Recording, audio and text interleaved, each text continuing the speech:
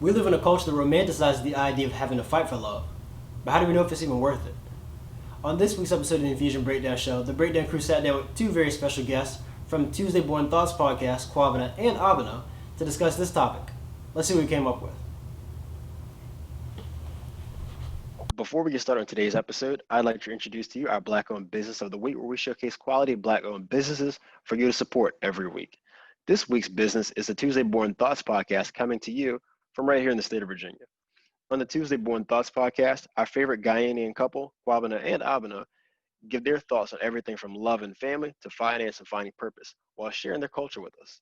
The Tuesday Born Thoughts podcast returns in September, so make sure you follow and subscribe. In the meantime, episodes 1 through 12 from season 1 are available. Check them out. So the question we have for today is love worth fighting for? Comment below, let us know. We also have special guests today, Abena and Kwabena from the Tuesday Born Thoughts podcast. So we actually were reflecting on this a little bit before we jumped on, and I kind of brought up how is love worth fighting for? It seems to be a little bit situational. Mm-hmm. And so, we've had a couple series in our double date series where we actually had a couple that came and talked about how their love was worth fighting for. They had a lot of inter-family relationship problems, interfaith problems, like they came from different tribes. So there was intercultural things that were kind of preventing them from really coming together because of the love that they had for each other. They really fought to be with one another. Now they're married, they have 2 kids, and they're doing great. But then I started questioning as to whether, if I were to be in that position, would I have fought as hard as they would have fought? And part of me would say no, because when they were fighting for their relationship, they were not married. They were dating. They were really doing their own thing for a large portion of their relationship. And so it's almost as if if you have, in my personal opinion, it almost felt like if you're trying so hard to get a relationship to work, is it worth it? Is it worth it? That was the question that, we were kind of tossing back and forth. But then also another part of me is you work so hard, you fight so hard, in the end, it should be sweet, right? that you've done all that, you've overcome so much. And so it's if you can overcome all that stuff, the rest, whatever else is thrown at you should be a piece of cake. And so I was a little bit torn between deciding whether it's something that I would fight for or something that I wouldn't fight for. Is it a hard yes or no? And then to be honest, completely honest, I believe in my opinion, it depends on what stage you are when these obstacles come, right? What stage you are in the relationship. Because if you are early onset in the dating pool or whatever it may be, and you believe you're in love, I guess whatever the challenges that are coming up, you should first look at what is the root cause of that challenge, right? And if that root cause is from one of you, these are things that might not change. And if they're not going to change and you fight for it, this is something that you're going to fight for continuously through the rest of your relationship. And so I think you should really evaluate what the root cause of that obstacle, what that challenge is, before you decide whether it's worth fighting for or not. Because is this something that you want to continue fighting for, or is this something that after you fought for months or weeks or years, are you going to get tired of continuously fighting for it? And if you feel like you might get tired of, if this continues to repeat and you're going to get tired of it, I personally believe that you need to cut your losses early before you become more vested in the person. And then you realize that you're in a position where you cannot let it go. And now your relationship is all based on fighting or continuous fight. And so to me, it depends on the stage of the relationship before fighting is worth it. So you're an anti-advocate for keeping things on life support for longer than they really should be. If it's gonna die, let it go. 100%. It's funny. We actually had that conversation. What conversation? About life support. No,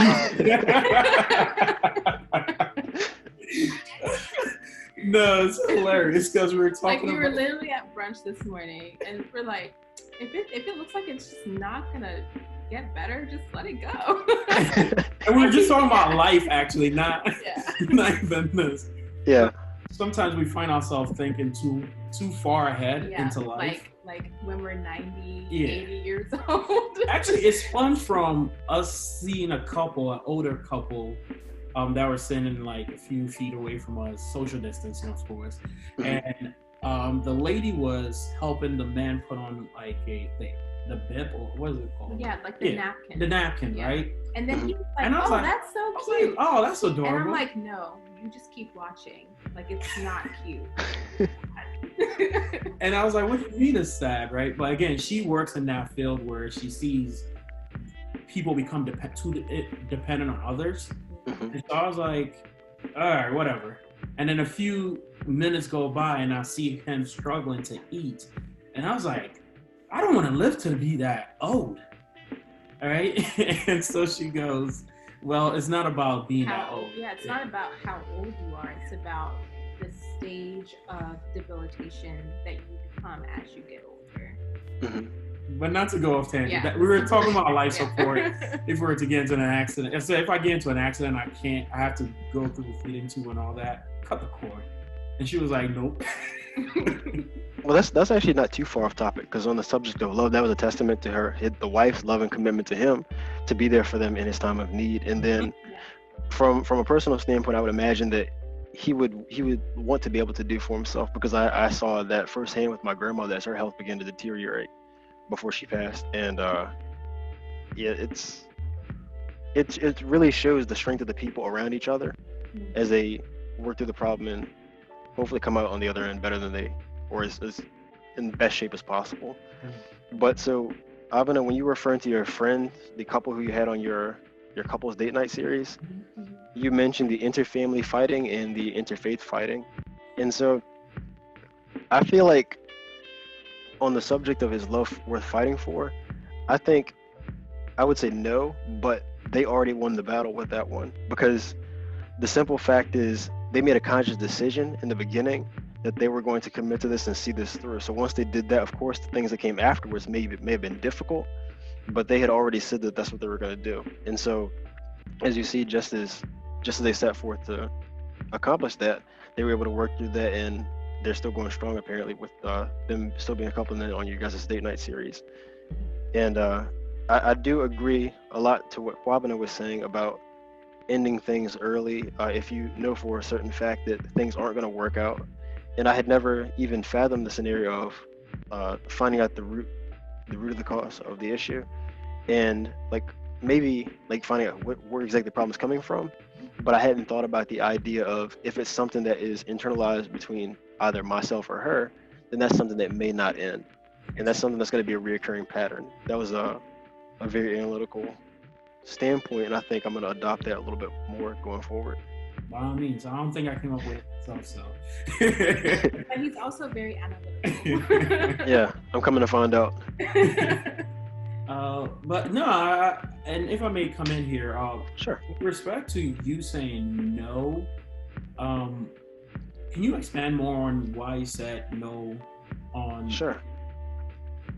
So you guys ask questions much like Josh does in your IG polls. Mhm. And so you had asked one a few months ago perhaps, and you had asked, I think it was this very question, is love worth fighting for? That was preceding that double date day night, series. yeah. Yeah. Okay, great. Yeah, that was, and my response to that one was very similar. I said no, because my philosophy on love is a conscious decision. It's an action. So if you say you love somebody but your actions don't support it, then do you really love that person? And the way that I conclude that for myself is no, my actions should support my beliefs, because if not, then the person has no idea of it, and the person doesn't feel the love that I'm giving them and I'm going out my way to express it. Or, excuse me, if I'm not expressing it and they don't feel it, then do I really love that person? So I can't really say that. But so once I actually make the conscious decision to do it, like there's the last time I actually was really involved with a woman, she knew how I felt about her. She knew that I loved her. And it was something that I realized that, okay, this is something that I want to do. This is something that I moved with intention to express that, to make sure it was clear. Ultimately, it didn't work out, but it was after I decided that that was the direction that I was going to, that I felt like that was somebody who was worth it at that point in time. Then, of course, the obstacles were still there afterwards. And after all, long story short, it was too much for me to sustain myself in the long run. But it was much easier, and it wasn't something to like where I was constantly one leg in, one leg out, or straddling the fence saying, oh, do I want to do this or do I not want to do this? I was saying, okay, I want this to work. What do I have to do this? And I think that's the biggest battle. The biggest battle we have when it comes to like love and relationships within ourselves. Once you actually decide the course of action and commit to it, it's easy. Easier, should I say. Yeah, no, absolutely. You disagree with that, guys? No, I agree, Brian. When people usually ask this question, it's usually for situations in which one of the people in the relationship isn't ready. Like, right. So thus causing friction of some sort. So the other person usually asks that question. So I want to first approach this question by saying that's not love, because love wouldn't put someone in that position to fight for it. Apart from just having like a deep affection for somebody, love is patient and kind. Love is not envious or arrogant. Love is truth, and it's far from resentful. So when a man wants a woman to come back because he liked the attention, that's not love. That's selfishness and attention seeking. And I use that example because I was that guy at one point. Like in college, I was that guy just seeking attention rather than and thinking that's actually love. But also if a woman wants a man to commit more in a relationship, that's not love either. A part of love is really accepting people for who they are without trying to change them, kind of what Brian was saying. And a woman trying to get a man to change to get on their level per se basically is selfish, especially if the man isn't ready or too immature to be in that relationship. So the best thing to do is find someone that's really on your level, not someone that has the potential to be, but and before some people start watching this and start abusing what I'm saying by not accepting guys with 9-to-5s or guys with a 2000 Honda Accord, what I mean by actually someone on your level is someone with similar interests, goals, or aspirations. That's really what I mean. Oh man, my bad, my dog. I've just been doing a lot more listening than I have thinking, because I actually agree with both sides. I do agree that it is very situational, and there is, certain things that have to fall into play in order for you to fight for that love. But then I also understand at the same time the no aspect or the no answer, just because a lot of people will fall into the pressures of the belief that you're quitting too early, or you're not giving things the chance to manifest into what it has the potential to be. And I think that's super important to acknowledge, because at times we tend to put the relationship above the self. And I'm a big believer and a big advocate that the self has to coexist with the relationship. The self can't ever, dissolve itself to merge with the relationship or anything of that nature. And the reason why I say that is because oftentimes you will find yourself in the same situation that Josh mentioned, where manipulation occurs and you find yourself trying to fight for what you perceive love to be. And in fact, it's not ever what it intended to be, meaning that you've now lost yourself to where you have to do a complete rebuild, because you've expended so much energy into something that you thought was going to put you in a better mental space, a better mindset, and a better position all around, when in fact it most times does the exact opposite. Reason why I say it could be potentially worth fighting for is because people have to build up that grit. And I think we get into this phase in life where at some point aggressive conversation is not argumentative in nature. Aggressive conversation can be, this is what I'm saying, and I will say it continuously until you can comprehend it. And I think sometimes people will take that offensively because they don't have the comprehension to dissect what's being said. And then I also think people will take it offensively because they're not at level playing fields, like what Josh said. Because I can tell you in my past, there has been times where I've had those difficult and hard to have conversations, and vice versa, they've been had with me and I haven't been receptive of them, and then the person that I'm having that conversation with also hasn't been receptive of it. So that could definitely fall into the idea of being more in love with the potential. But I also say that falling in love with somebody might not, based off potential, might not be a bad thing as well, because there's always that what if. Like sometimes that person needs that push from the relationship and from, you know, that person, because it gets them over that hump that maybe family can't provide for them, because that does exist. Sometimes people get that drive and that motivation from that other person, and so they're going to fight for that because that's what they have seen give them what they've been yearning for. How often would you say that happens though?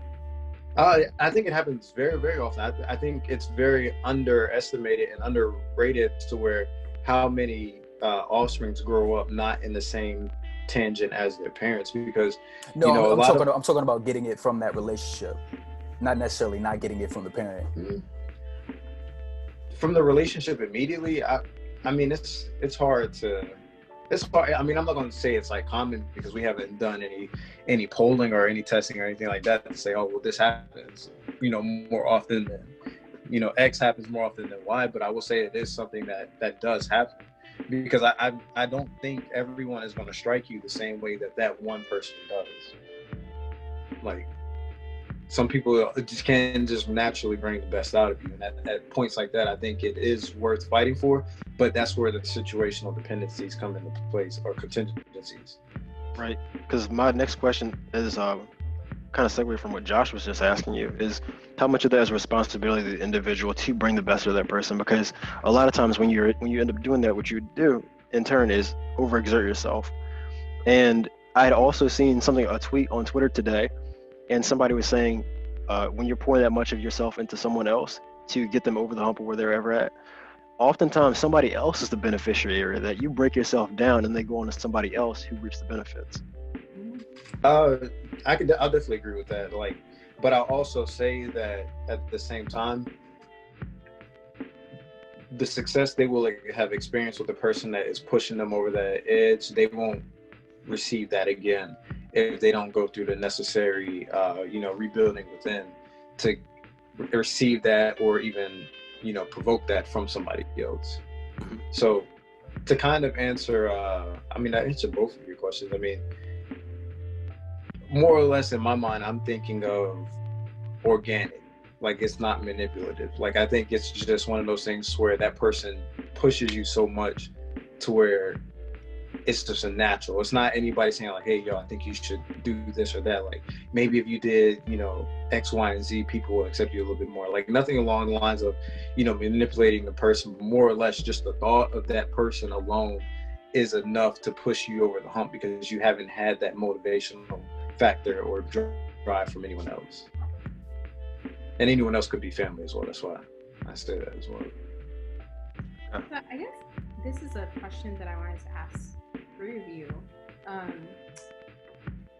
Going along the lines of like how you receive love. So like, let's say for example, the female is giving all this kind of love and the guy doesn't receive it as love, because he doesn't interpret the love that she's giving as like the kind of love that he would want to receive.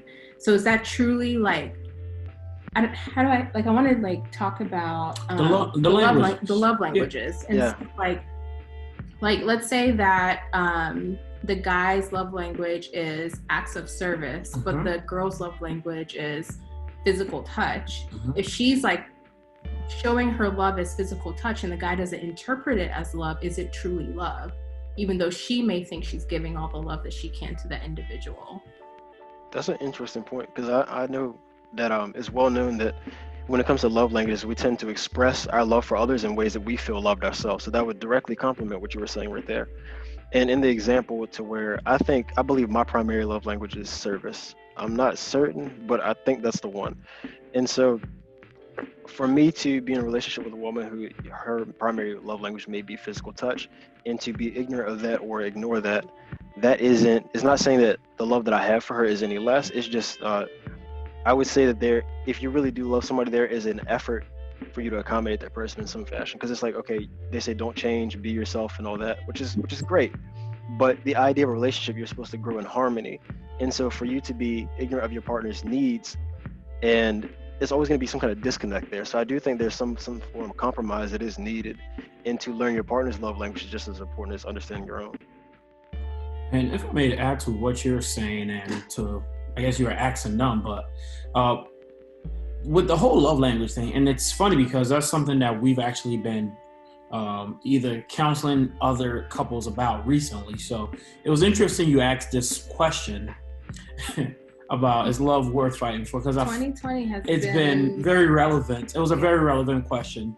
And to be to add to what you're saying, it's not that you're being ignorant of the other person's love, but sometimes the key is the communication, right?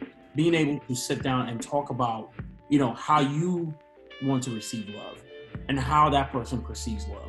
And if that communication is broken or has never been established, then it's almost like you're trying to make it work, right? So that compromise you were talking about, that compromise can never happen, to be honest with you, if there has never been that conversation as to, oh, what I'm doing for you, asking for feedback, right? Mm-hmm. What I'm doing for you, is it to your satisfaction in terms of, do you like what I'm doing, right? I'm trying to touch you all the time, and maybe every time I touch you, you look at me a certain way. That's because maybe your primary physical touch is the least of your love languages, right? Right. But for me, since it's my primary, I keep trying to touch her. But then every time I touch her, she would probably look at me like, oh, is there anything wrong, right? And so eventually, we have to have that conversation, right? And sometimes she has to ask me, hey, you touch me a lot, but why, right?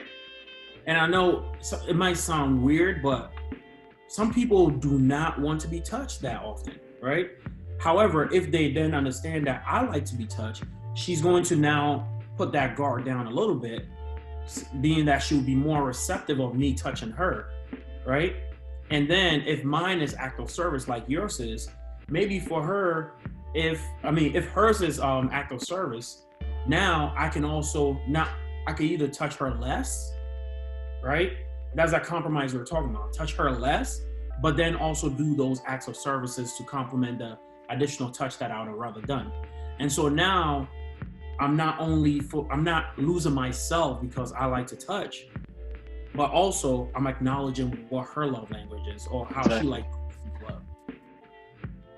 No, I was really with you all the way as far as what you said, Brian. And I really do agree with them. It's really a big part of it is communication, because I was in that situation before when their love language is touching. I do think the love language can be different depending on the person, but with this particular person, like, I didn't want to be touched like all that often because I'm like, come on now, like I have stuff to do, like, you know what I mean? So yeah, I know what you mean, but the biggest thing is communication. We didn't have that communication, so I do agree with what you guys are saying. Yeah, I agree with you. I definitely agree, because I actually sat down with someone, and we were having lunch, and we kind of like, the question was, what could we do better with each other? And I think the topic just naturally shifted towards love languages.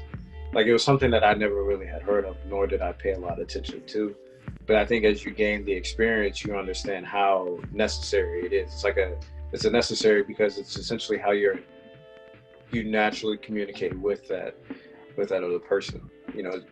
It could be effortless at times, like, if you guys fall, hand in hand with the same signs, or the same languages, but at the same time, it is one of those things that could be a piece of work if you guys are opposite ends of the spectrum. But I do think it isn't something that needs to be in line as far as like, physical touch is number one, your physical touch is number one. Absolutely. It could be things where you guys are opposite ends of the spectrum and you still manage to make it work through effective communication, like you guys were saying. It's funny you say that. Like, for example, let's call them couple A, right? The couple that we were working with, and when we realized that they've actually never done the test of the love language, nor have they had the conversation in terms of how they like to receive love or whatever it may be. And so I had them separately do the test, and then I sent the results to each other. and one of them actually immediately responded back that I guess we're not compatible, right? And so I took a pause and I said, you're missing the point. This has nothing to do with compatibility. Compatibility. English is not my first language, so pardon me. I know I'm speaking pretty. No worries. Sometimes I get stuck on words, but I said it has nothing to do with that. It's rather how he likes to receive love. And so, again, back to the break in communication, that break in actually wanting to fight for the love, right? So if you don't even understand how this person's love language is or how they like to receive love, and you're fighting for love based on what you believe in, you're still going opposite ways, right? And so back to what you had said, Desmond, with respect to self versus us. You said that I think it was Desmond that said it, with regards to if you're placing the us over yourself. That's one thing that I know we've talked about a lot, and I said that you have to be selfish in a relationship, because if you're not first and foremost meeting your needs, right? There's no way you can meet the other person's needs. Exactly. Because if you're always selling yourself short to make sure the other person is okay, you're going to grow tired of selling yourself short. And then it's going to blow up. And so back to the original icebreaker question, I think it was the icebreaker question, or no, it was the Jeopardy part, right? About lie and delaying the truth to help the person because they might be more mature later to receive it. You know, tying it back in. If you're saying that, okay, I know Abena is, for example, she's in her field, she's in a very demanding field. And so I'm making myself available all the time just based on her schedule, right? One, there has to be a compromise at some point. I cannot be available all the time when she's available, because that can almost be me completely sacrificing my needs to make sure I'm accommodating hers. And so again, goes back to the communication. I need to make sure that I am good, I'm taken care of, because in order for me to be able to take care of her, I have to be in a good state of mind for me to give her all of me.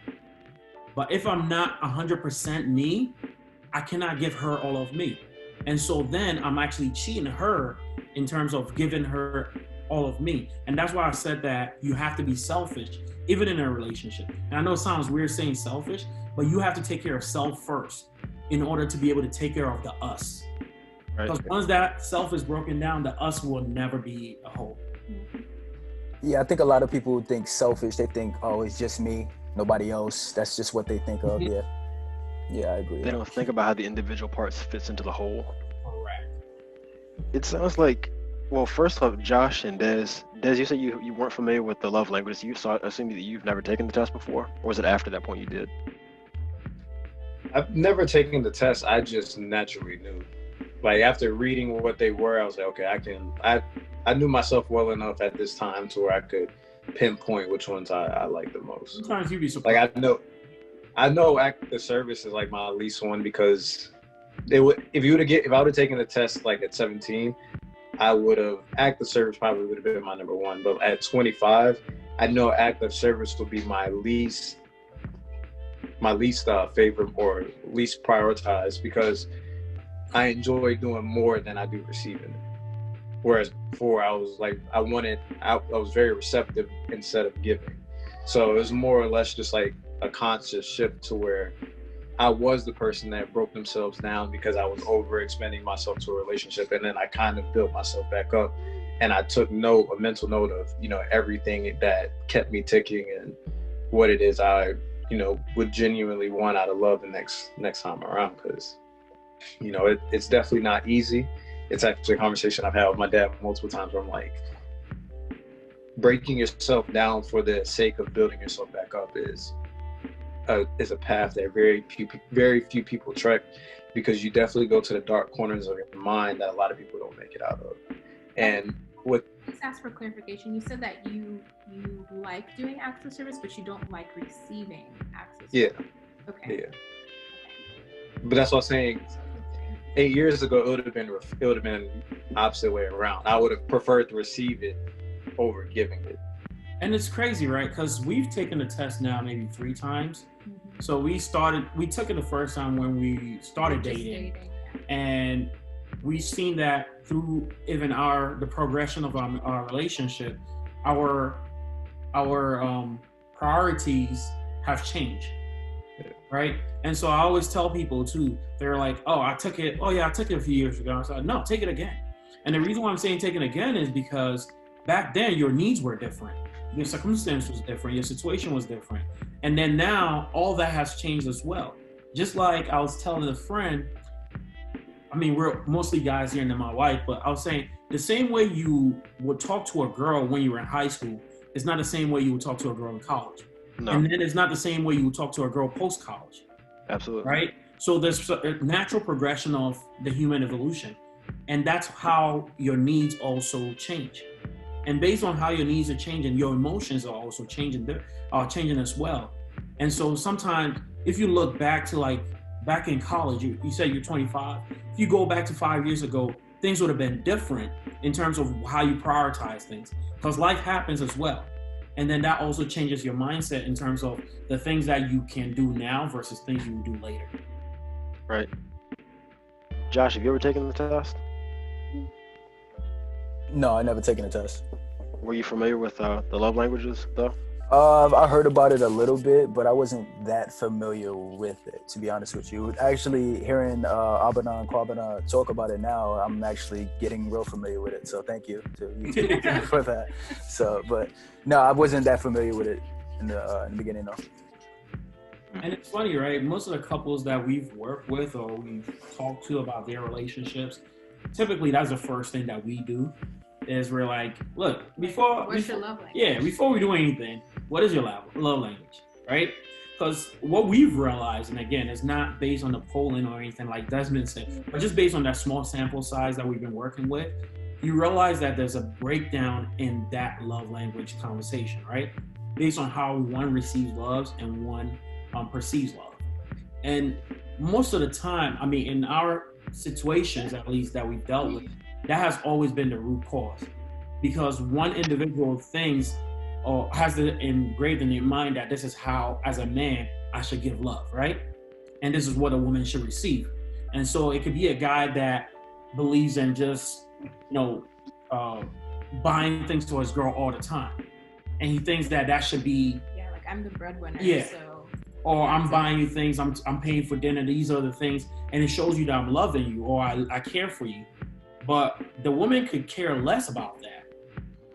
Their whole thing could be just spend time with me. I don't care if we're even just sitting on the couch watching TV or whatever it may be. But in your opinion or in your mind or because of how you were brought up or how you've treated your other relationships, you think that's how you show love, right? But they're completely not receiving it. You're missing the whole picture. And in the conversations that we've had, that's always been, it's sad to say, but I would say about 5 couples that we've talked to and worked with issues, it's always been that. The fact that they don't know each other's love language, and because they don't know it, they've both been kind of like, their signals have been crossing all over the place. And so I always encourage everybody that I know, if you're thinking about getting into a relationship, or you're even thinking about, or you are in a relationship, take it with your spouse or your significant other, or take it before you get into it, just so you understand what the girl should do or what the guy should do in order for you guys to, sustainability of the relationship. And I feel like there's, especially as people are progressing in the dating stage, you have to remember that your previous significant other's love language is not going to be the same as your current significant other's love language. And I think that's a mistake that some people make, like, oh, well, my previous boyfriend wanted this and this and this. How come you don't want that? Or they may not come out of their mouth and say it. They'll act it out. But they'll act it out, right? And so I think that's a very important factor that needs to take place as they're dating. And then even as you get into getting serious with the individual, getting married, like Kwabena is saying, you have to literally check in with each other periodically. Because like he said, when we started dating, our love languages were completely different. And so as we started realizing that there was communication breakdown, we weren't understanding each other, we had to sit back and be like, whoa, what is happening? And like it came back to how are we receiving each other's communication styles, how are we receiving each other's love. And like literally as we are like going through those steps, we realize, okay, this is what's being broken down, or this is the communication breakdown between the two of us, even though we've been together for 6 or 7 years. So like I think those are things that have to constantly take place as you are like getting to know someone, even after you've gotten to know someone. Like how is it progressing? Right. Now, with both of you guys' experience working with couples, and you say you guys have been together for 6 or 7 years yourselves, and you've taken the love language test 3 times, I believe. Mm-hmm. So we have all these different resources available to us. You have counseling, there's reading, like, for example, a friend of mine, she gave me this book to borrow. And there's books on relationships. We have the love languages test. We have attachment styles that a lot of people aren't aware of. We spoke on those a few episodes ago. Now, why do you think it is that we have all these resources available to us, but more people don't take advantage of them? Human nature. Like, I feel like people feel like they figure it out on their own most of the time. And it's like, oh, I got it. Like I'm successful in all other areas of my life. I don't need help with a relationship either. But that's contradictory, because with anything else, so like your job, for example, you didn't get hired with a blank slate of skills. They hired you for a reason. And like with sports, you've practiced to get to a collegiate level, to a professional level. We practice with everything else, and we have to learn and study what we're doing. But we think that we have it innately within ourselves to be able to be successful in relationships. And that's clearly not the case, because you can just look around. And it's funny you say that, and you brought up that book, because I remember earlier in our relationship too, we were watching Michael Todd we used to watch his sermons a lot, right? And I think the relationship series is what got him popular. Yes. And that's when we started like. So we watched that relationship series, and we actually had to take a step back, and we wrote down everything, and then we actually took a step back and said, okay, here's where we are. Okay, we've done this part. Should we have graduated to this part? Right?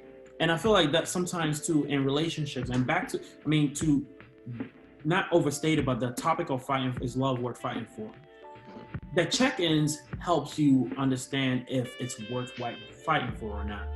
Because if you check in with each other, right? I know you're together, but you still have to sit down and actually like almost like independently like talk to each other and say, look, this is where we were, this is where we are now. Are we on the right trajectory, or are we, taking a step back and whatnot? And even if you take a step back, I'm not saying there's anything wrong with it, because sometimes you need to take a step back and go back through a few steps to make sure you've perfected those steps before you can move forward. And that's why I said, did we graduate from this step before we made it to this next step? And I'll share our relationship. We were together, 3 years? And then we broke up.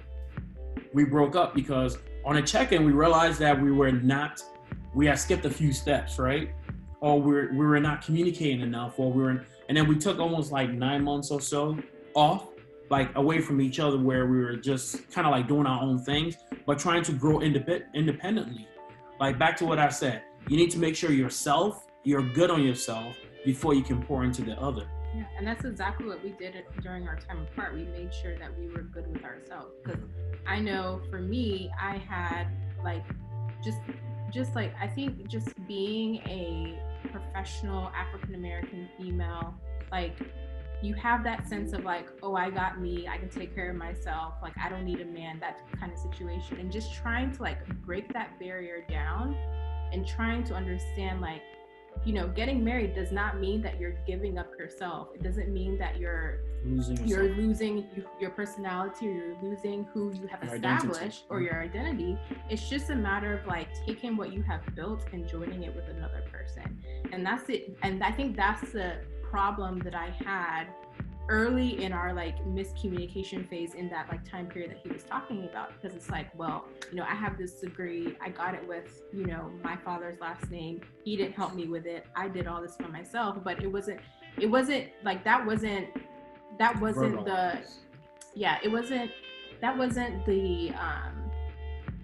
I guess like it shouldn't have been an issue because of the person that I was with. Like he never made me feel like I didn't work hard for the things that I had acquired. He never made me feel like he was going to take away everything that I had worked for on my own. So why is it that I had that like seed of doubt in my head in the first place?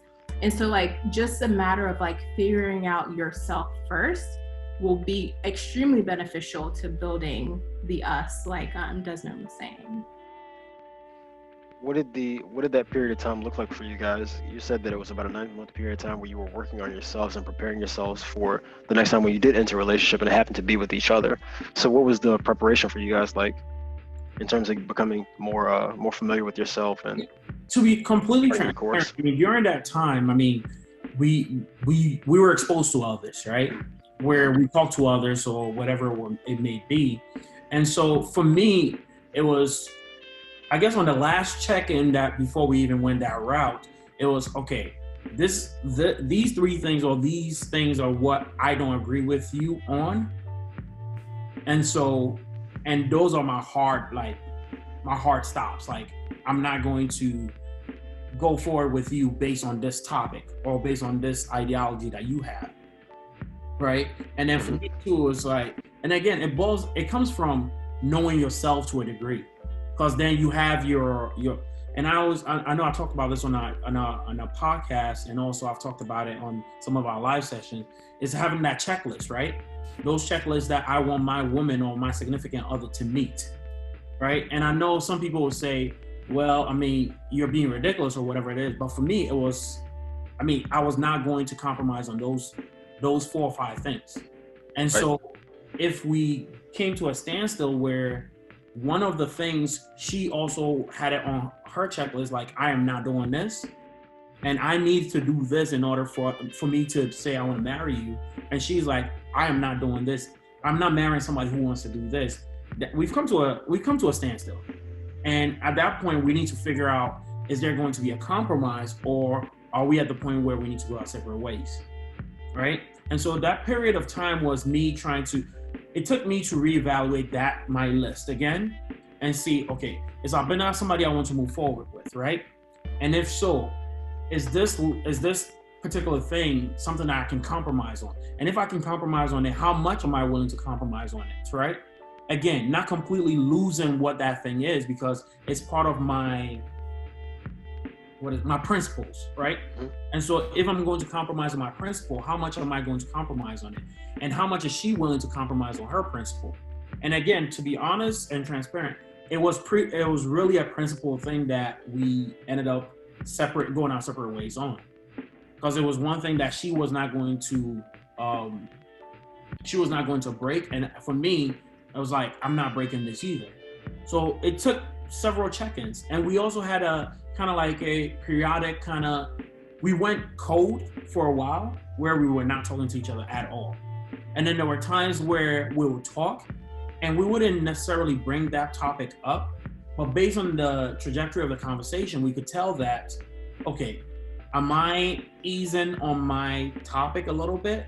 And is she also easing on it based on just, I guess, talking around it? And so then we had to come to terms and say, look, this is why we broke up, or this is why we went our separate ways. Let's talk about it, right? Again, back to the whole thing of communication breakdown, because this was something that we really never talked about, because I thought she was okay with it, being that she knew it from the jump. And she thought it was something that I was okay with because we talked about it from the jump, but we had finally got to a point where we needed to actually talk about that particular item. So that it was more finding ourselves. A long answer to your question. We had to find ourselves, and we had to actually talk, like do check-ins during even the time we broke up. And also we realized that the people that we tried to entertain during that time did not necessarily fit the rest of our list. So a lot of reevaluating your criteria for what you sought out in a partner. Correct. And then realizing that there are people out there that you might think on the face value would fit those criteria, but then based on a deeper conversation, because I feel like one of the other problems that we have as young professionals is we have an idea of who we are and who we want, And typically we see those people as face value, right? Based on what we think. I guess I'm trying to figure out how to put it properly. Like you see a person and they check off a few things, but you haven't had that in-depth conversation. We're always scared or nervous to have that in-depth conversation because we feel like either the other person is going to think that we're taking this maybe too serious or whatever it is, right? Based on the level that we are in the relationship. It could be too soon to have that conversation, right? But I personally don't think it's ever too soon to have an in-depth conversation about your principles. No. Right? But often enough, we don't. Because we are in the quote unquote, like the question I've been put recently, the honeymoon stage where we don't want to, we don't want to mess up that honeymoon stage. Things are going well, so we don't want to have that deep, in-depth conversation to spoil what's going on. And typically, we're putting our principles on the back burner. And then by the time we realize that our principles have been compromised through this whole process, it's almost too late. And now we're trying to figure out if we're actually fighting for love or not. But we've built this whole relationship away from our principles and our identities. And now we're trying to mold the relationship back into our identity. Gotcha. So are you guys like marriage counselors? No. You guys, okay. Because you mentioned like talking to other couples and everything like that. I was like, wait, are you guys like marriage counselors? Like, you guys We're not. Okay. We're not. We just have people that I guess people are comfortable talking to us about their relationships. Yeah. And I think we just do a really good job at like being a third party. Like we come to the table not judging. We don't have, we may be a little bit biased depending on which friend it is, but we try to put those biases aside and like really understand like what the problem is among the couples that we talk to. And so we're not official. We're not like legitimate marriage counselors. I was about to say you should charge. Everybody we've talked to have been people that we've known from our past that felt like will be a good couple to actually come and talk to about. And then we just happen to have, we're in the phase of our lives where a lot of our friends are also either getting married or at least in a committed relationships. And most of our friends have been around through our journey, so they know the obstacles that we've either faced. And we've been pretty transparent with our relationships, so people know the challenges that we faced, and they know to either come to us for those things or not. And then the other thing is I'm very, let me go with me first. I'm very confrontational when it comes to those things. Like if you messed up, I'm gonna tell you straight up. I guess that's the New Yorker in me. Like if you're screwing up in your relationship, I'll tell you straight up, like, son, this is not, you messed up. Yeah. And then for her, it's more like, let me sit down and listen to what everyone has to say before I speak on it. So you get that balance too, I guess. Gotcha. That's funny. Anything else you want to add, Brian, Des? For sure. So the question that you guys asked in your poll earlier, Kwabena and Abena, you asked about the honeymoon phase and why people give that advice. Enjoy the honeymoon phase while you can. So I provided my answer for that is that it's a blanket piece of advice. So we take the advice that you give to someone that's in a bad relationship that's only fine in the temporary, and they apply it to everyone's situation. It's kind of like I was listening to a podcast or an audiobook, one of the two, where the guy was saying, we tell people don't go into business with your family. And he said, no, that's only advice you give to dysfunctional families. If your family is fine, those are the people who you want to go in business with. And so we're applying practices for something that doesn't work, something that's already in a state of disarray, into something that's normative. And I think that's a bad idea. So I was curious on what you guys' thoughts were, because I don't think you posted your answer yet. Yeah, I think it's going to be a podcast episode, but we can talk about it a little bit. Yeah. So the reason why I even put that up is because I was just browsing social media the day prior, and someone who was newly married said that she kept hearing enjoy the honeymoon phase. Like she had just gotten married the week before, and people just kept telling her enjoy the honeymoon phase. And she was disturbed a little bit by it because she thought it was implying that this like first 6 months, whatever. It's temporary. Yeah, the happiness, like the bubbliness and the happiness and the joy that you're feeling right now is only going to be temporary. And she's like, why does it have to be temporary? And so that's a conversation that I had with Kwabena, like, was it yesterday that I posted the question? Was it? Yeah. Yeah, I think it was yesterday that I posted the question.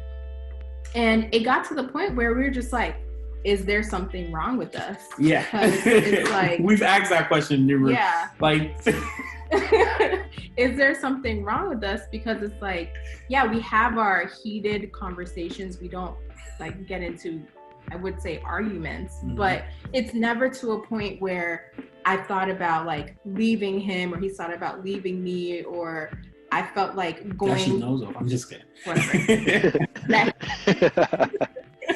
Or that I thought like about going to tell my friend like, oh, I don't know what I, got myself into when I married this individual. Like, what am I supposed to do? Like, that has never crossed my mind. And, of course we are still very young in our marriage. Like, we're only 11 months in, but it's like almost like in the back of my mind, I'm asking myself, when is it just going to be bad? And so that's why I posed that question to our followers. Like, is it expected that marriage is eventually going to be bad? Are you eventually going to get into arguments with your significant others? Are there going to be hiccups and bumps along the way? Yes, but is it to the point where you're no longer going to feel joy with the individual that you're married to? And so I'll add to it. Yeah, I'll add to that too. Is when was it? A few weeks ago, I was checking with one of my guys who. So last year when we got married, I think we had like four friends that I got married to. Mm-hmm. And so what I've been doing, and again, it's just a personal project. We're not marriage counselors. I was checking with my boy. I was like, dude, happy anniversary. You mind sharing with me how that first year was, right? Like, was it challenging? Just talk to me about it. Let's kind of like debrief on the first year. And so we talked, and he said, look, there were hiccups in the first 6 months or so. And then, but the thing, again, it came back, and we think we're going to get like a big banner that says communication, right? On one of our walls, but it always boils down to communication. People thinking for others, right? Me thinking for her that, let's say, oh, I know she's going to agree with me on this or whatever it may be. And so I never actually come back to either let her know or check in with her on it. And then I go ahead and do my own thing. And then I realized that, or she realized that, what the heck did I do that? Because if I had sought her opinion or her counsel, I might have gone about it in a different way, right? And so I feel like that's been the recurring theme with the couples that I've checked in with that have already celebrated their 1 year anniversary, has been that this is what it is. And so back to the honeymoon phase, I feel like, and while I was laughing earlier about is something wrong with us, from the moment I proposed to the wedding day, we were always saying, yo, something wrong with us. Because again, comparing ourselves, which we don't do a lot of, but comparing the proposal to other proposals and how dramatic it was, right? And like the emotional roller coaster that happened during that phase, we didn't really experience as much or to that degree that we've seen on media or we've seen people go through. So we're like, okay, are we missing something, right? And then on the wedding day, to be honest, it felt like it was a regular day for me. I went about, Desmond looked up like, what? it really like, it was crazy because. No, because I remember I texted you. I was like, so do you feel different? Yeah. And you were like, no. Like before we exchanged the vows, I was like, has it kicked in yet? And she's like, so we were still trying to figure out what that kind of thing is. That thing that people talk about on the wedding day or whatever it is. And so I remember the wedding night, we get back to the hotel and we're like, so has it, like, am I late? Like, did you get yours before me? And she's like, I still don't know what you're talking about. And then we were on a honeymoon and we're like, did it come yet? And so like, we always think that to a degree, the marriage or the relationship is exactly what the two make it, right? And often enough, too many people put too much expectation in their relationship without actually setting a prerequisite for that expectation, or a course outline for the expectation that, okay, this is what we want to achieve, and these are the things that we have to do to achieve it, right? Right, like it's almost like you see the end of the road before you started. Right, like you see the end of the road, but you guys are walking on two separate paths to the end of the road instead of being on the same path. Back to communication. And I think that's the issue that some people have, even with like the journey to marriage. Like, oh, I imagine that my wedding's gonna be like this. The guy imagines the wedding to be like this. They don't come together and communicate, and all of a sudden it's like, I want X, Y, and Z for my wedding, and they're like, wait, I didn't expect you to be such like a flamboyant person. Like, I didn't know that you wanted to have an extravagant thing. And then already there's a communication breakdown because they didn't realize that there were certain aspects of this particular thing in their partner. And I can definitely say that that has happened frequently because in our culture, it's about like having big celebrations and having many people come to your events. And, you know, when it comes to like getting to the road of marriage, you have 3 or 4 events before you even get to the wedding day. And so like that piece of that road itself is definitely something that we have experienced, and then also how that has broken down in other people's other people's relationships as they're getting on the road to marriage. So yeah, I mean, it's that honeymoon phase, to be honest, and maybe because we're grateful, like we got married and then Corona happened, so like we're like, that honeymoon phase got extended for us, right? Because we still weren't, we got back, never really have gotten back to the hustle bustle that we were in before we got married. And so we gotten a chance to really, really like lay that firm foundation for our marriage with, you know, it's sad to say this, but Corona has been a blessing for us because I'm home all the time. And prior to that, I spent 3 out of the 4 nights of the week in hotels for work. And so for us, her coming home every day, me being home, us having dinner every night together is something that we really didn't picture having until like maybe 2 years down the line. But then we actually got to experience it the first 11 months of our marriage. So it's helped us. And to be honest, that honeymoon phase, I mean, I don't think we really ever experienced it, or we just been riding the high from like pre-marriage to now. And I mean, to be honest, we're both very mellow tempered individuals. So we don't ride the highs too high and we don't get too low. So it's also helping our relationship not to, you know. Right. And we're also very good at checking each other. So if he's getting too high, I'm like, come down. Like, you are on 95, facts. Come down to 75 because I'm on 75 right now. And then I don't hesitate to be like, look, I need you to perk up because like this situation does not. I could ask her a question that I need her to be excited about, and she's like, yeah. And I'm like, nah, come back again. Right? So again, understanding each other's personalities and how we can help each other get to that medium level where we both meet. I think Josh had a question. Oh, I did, but I was gonna ask if Desmond had something to say before. No? Okay. Nah.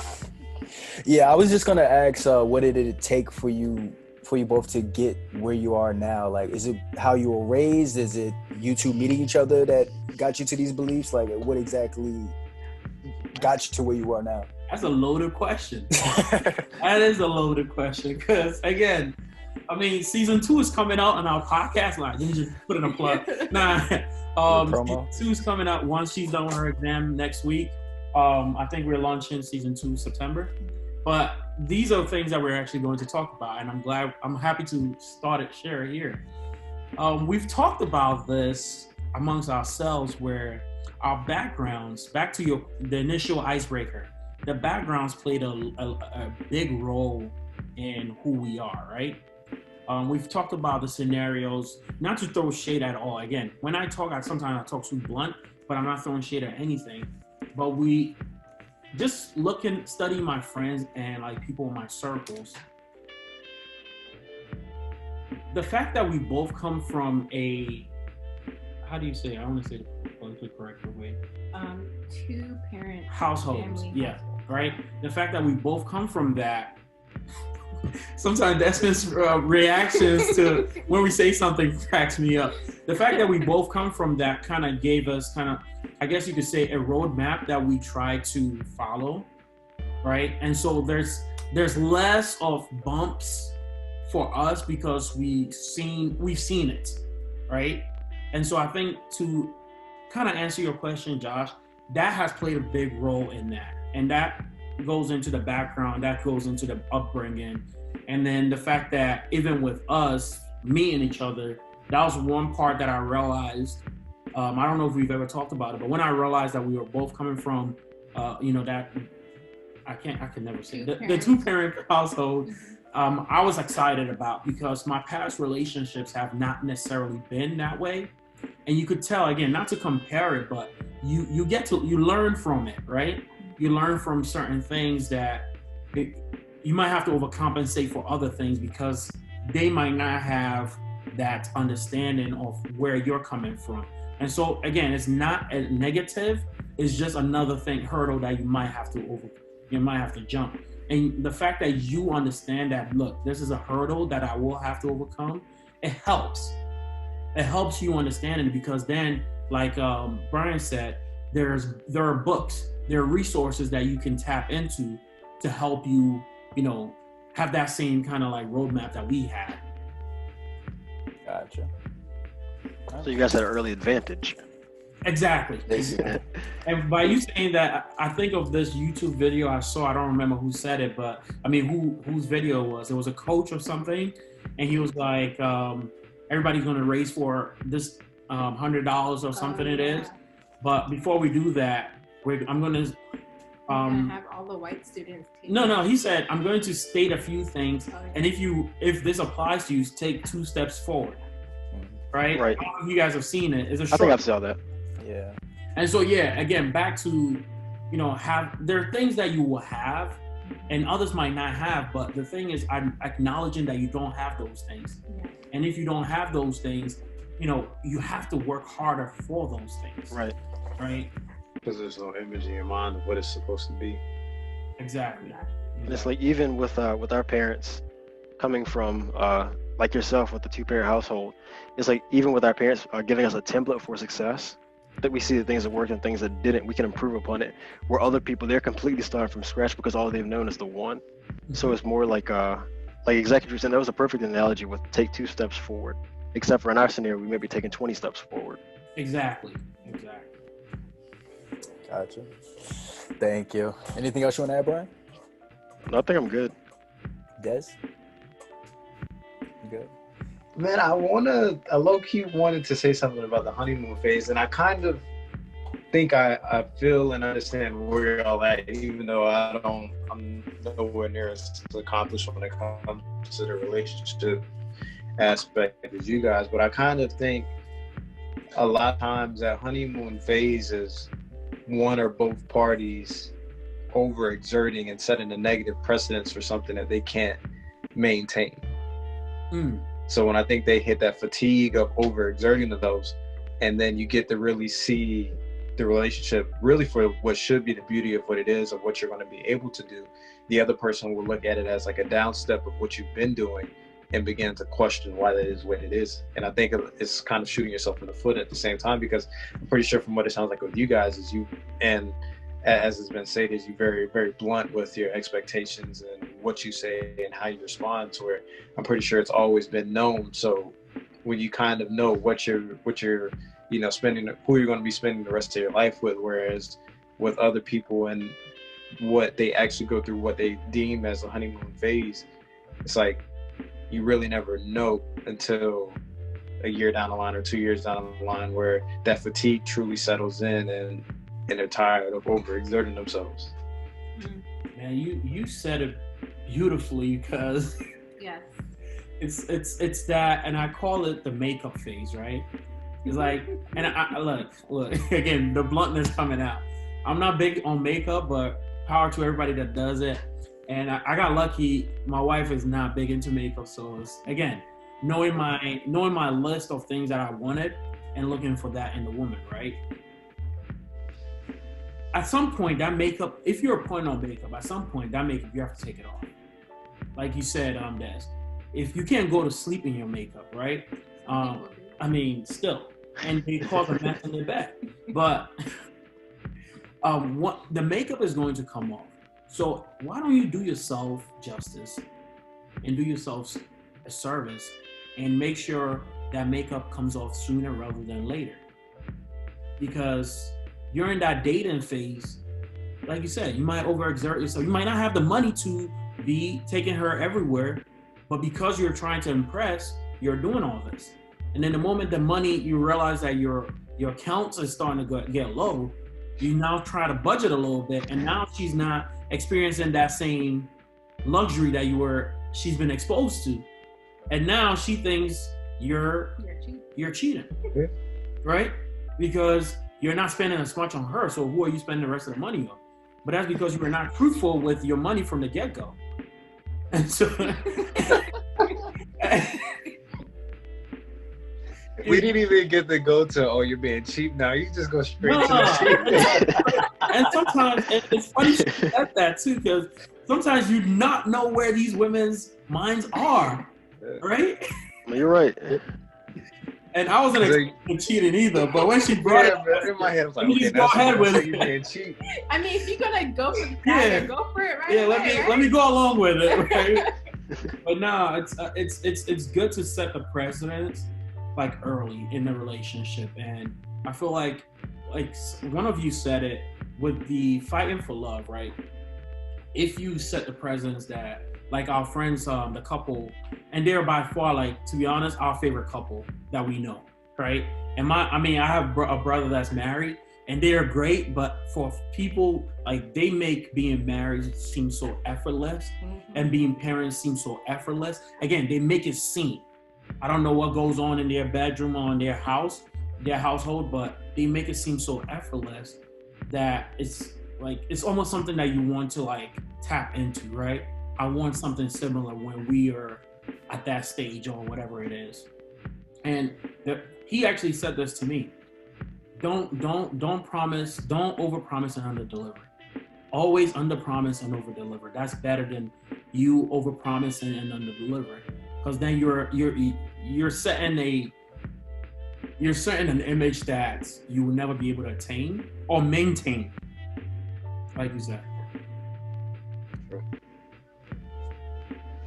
Gotcha. Anything else? Anybody want to add? Last minute questions. Well, I'm gonna. Either one of you. My last question is: are any of you guys in like relationships, right? And that's cool. I love it. Okay, that ends it. That answers it. And are you guys all 25? Just asking. Yeah, we're being recorded, but Josh, aren't you like a year older? Yeah, I'm 26. Okay. Yeah. Yeah. We're all in the same age range. Yeah, I'm turning 27 this year though. So. Okay, nice. I mean, I am. Yeah, when you said 2013, you guys were in college. Like, wow, okay. I was like, yeah, that was our freshman year. Yeah, that's what I said. Yeah. Man, I was in 2013. I was finishing up. Wow. Like, wow, bro. But no, definitely, we appreciate the opportunity to be out here. Yeah, absolutely. You guys want us to invite? I mean, again, next week we're going to be more flexible with our. There you go. That's a future podcaster right there. The return of Lucas. There you go. But yeah, we usually wrap up with a album of the week. I don't know if Desmond has an album of the week, but if he doesn't, I would extend the opportunity to you too. If you guys have one, it's up to you. Des, you have one? We'll still extend it, but my album of the week is People's Instinctive Travels in Passive Rhythm. That's the debut album by a Tribe Called Quest. I've been doing a lot of digging through my old CDs, and that's what I've been rocking to this week. I actually got it right here. So wow, go ahead, take a listen. It is on Apple Music as well, so you don't gotta have the hard copy. So Gotcha. Your first album. What's the title of the album again? People's Instinctive Travels and the Paths of Rhythm. Okay.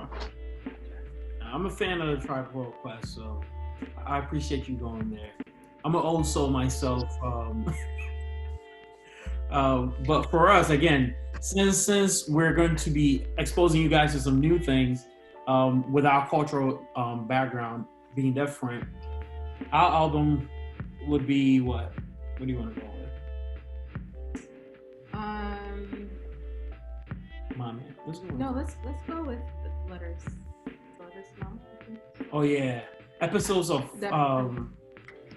it's by the artist is Stone Boy. Stone Boy and Stone regular spell boy with a W, BWOY, and it's episodes. The album is called Episodes. EPI.